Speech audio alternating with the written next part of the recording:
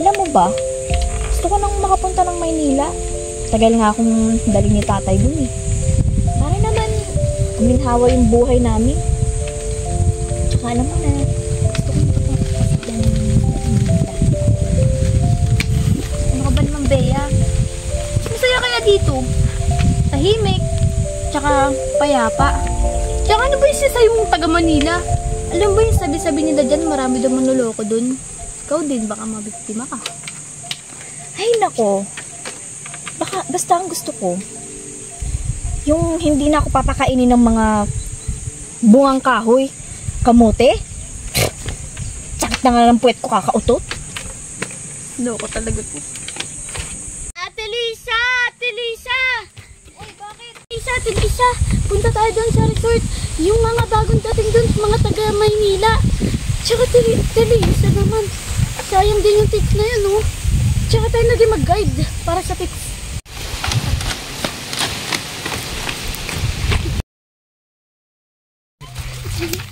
Aray ko!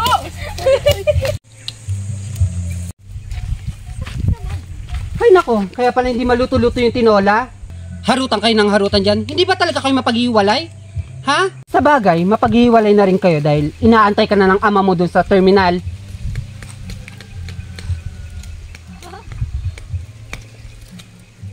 Bakit sobrang aga naman? Di bang magpaalam muna ako sa kaibigan ko? Naku Bea, mag-isip-isip ka. Ha? Maraming trabahong magaganda nag-aantay sa'yo doon. Bahala ka sa buhay mo. Isa.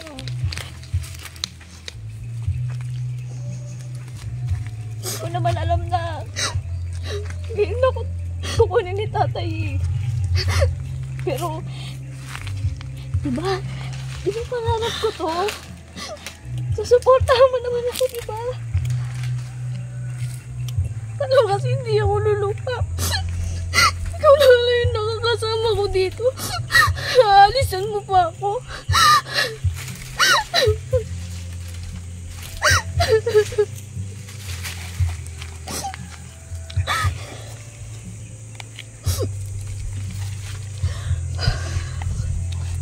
Pero hayaan mo. Susuportahan kita. Lagi kang mag-iingat dun, ha? Tsaka, promise mo sa akin na babalik ka.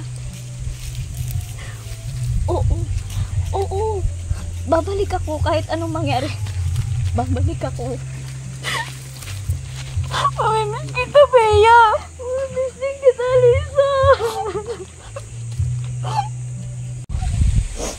Hindi na. Okay na. Bea.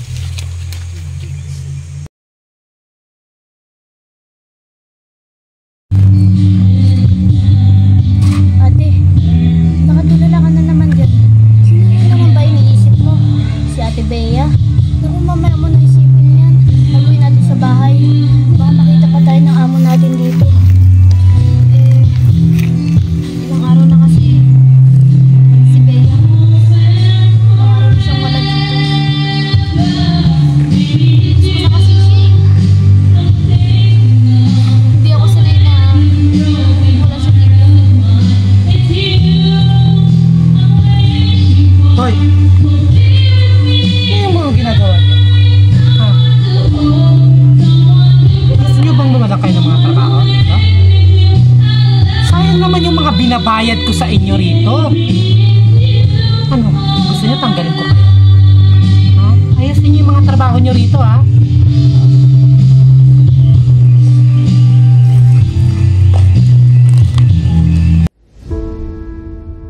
Bilisan niyo! Ha? Mga tanga-tanga, mga tonta! Ha? Mga walang kwenta! Mga dukha! Ha? Alam niyo, ayoko sa lahat na tatanga-tanga. Ha? Alam nyo, bumalik na lang kayo sa bundok. Ha? Maghukay ng kamote at magtiba ng saging. Mga patay gutom! Mga tonta! Layas!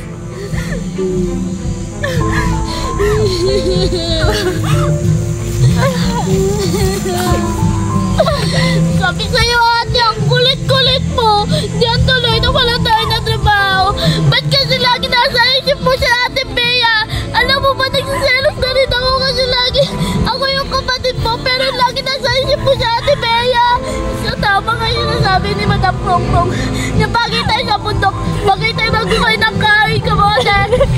Bagay tayo magtiwa ng saging.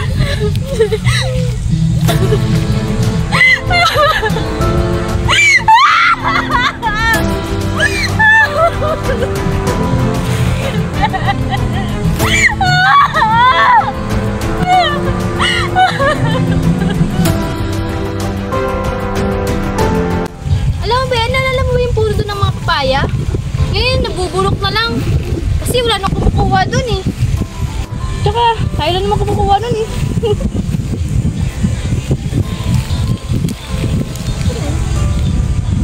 Bea! Bea! Bea, tulungan mo kaya ako. Dalawa yung hawak mo. Bigat-bigat na ito. Bea, okay ka lang ba? Kaya mo na yan. Alam mo, napapansin kita ah. Simula nung umuwi ka dito, parang wala ka sa sarili mo. Kita makausap na maayos. May problema ka ba? Teka, huwag mong sabihin sa akin, niloko ka ng mga taga Maynila. Sabi ko naman sa'yo eh, mga manloloko mga tao dun. Ay, naku.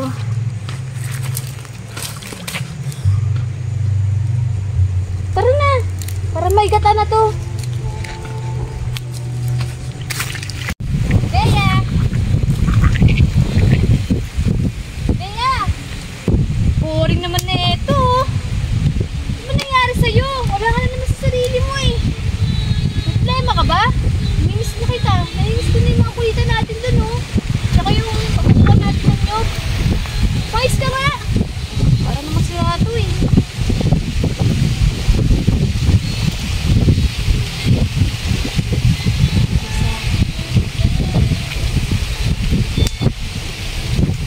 Lagi mong tatandaan na kita bilang kaibigan. Sana sa mga pangarap mo matupad mo. Sana maging masaya ka. Kahit magkalayo tayo.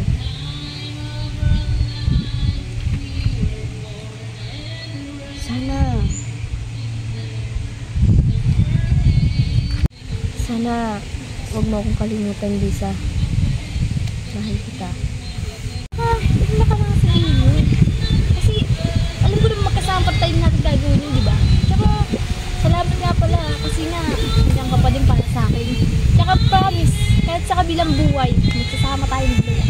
Di ba? Parang tayo magkapatid eh. Ano dito?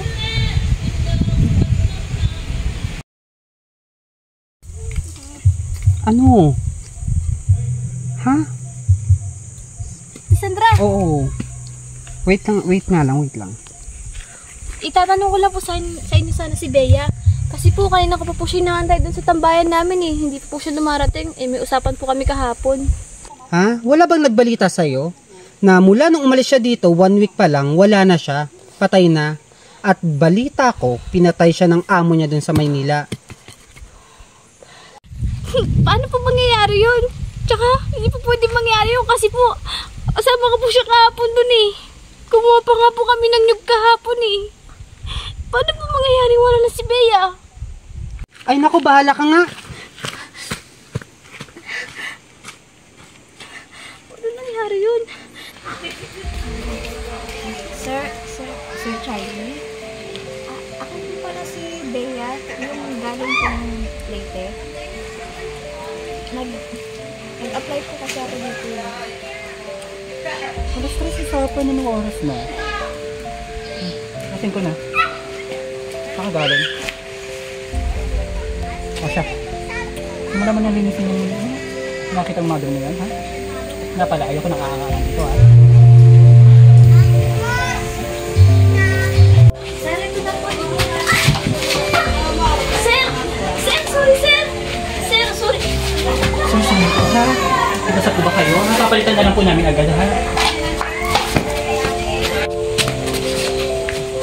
Kabago-bago yung babae, katalpak ka, ha? Katangahan sa probinsya. Huwag mo dalhin dito sa Manila. Walang lugar dito yung mga katangahan. Ina mo? Ha?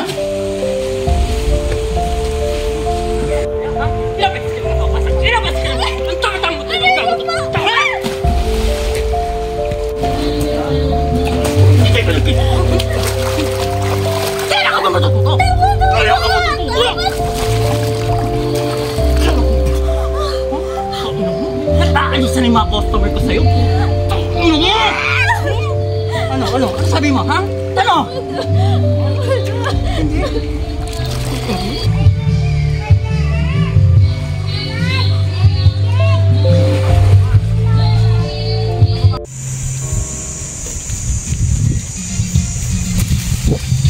Ate Lisa, alam kong mahal na mahal mo sa Ate Bea. Kaya, tanggapin mo na lang na wala na siya. Alam mo, nalulungkot ako pag nakikita ko umiiyak ka. Mas nalulungkot ako pag ganyan yung itsura mo. Kaya, ate, mahal na mahal kita.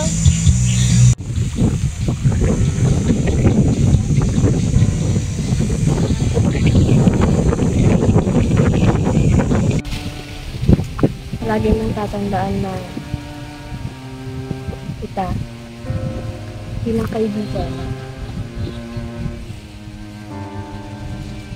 Sana sa mga pangarap mo matupad mo.